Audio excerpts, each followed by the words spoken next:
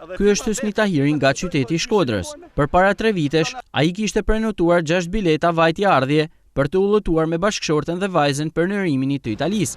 Biletat i kishte prerë në kompaninë Travel Koplik me qendër në Shkodër dhe udhëtimi do të bëhej përmes kompanisë Belair.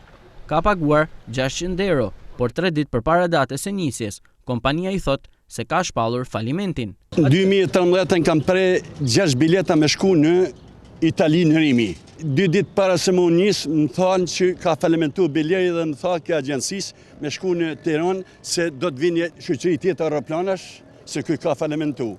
Edhe shku në Tiranë tha jo më djalë do të më perë bileta tjera se nuk ju ka falimentuar ky.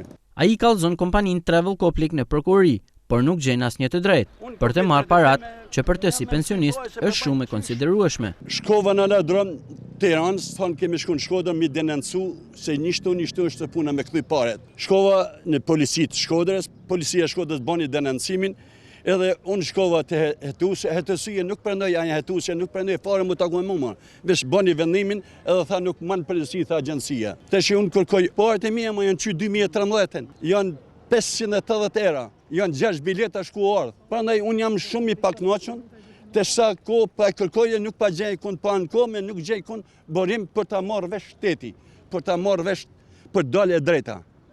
Kërkoj parat e mia, nuk pa kërkoj gjë. Nuk e di, nuk më bërësi agjencia, s'më bërësi Belairi, mua detyru me ndan parë shtetin, nëse ka drejtësi, mua mi kanë grabit ta parë. Në atë kohë, kompania Belair mori një vendim për të pezulluar fluturimet, pasi kjo kompani shpalli falimentin, ku shpjegonte se arsyeja kryesore pezullimit të fluturimeve ka qenë bllokimi i llogarive bankare, ndërsa si shumë qindra qytetar dhe Hysni Tahiri kërkon të gjejë të drejtën e mohuar.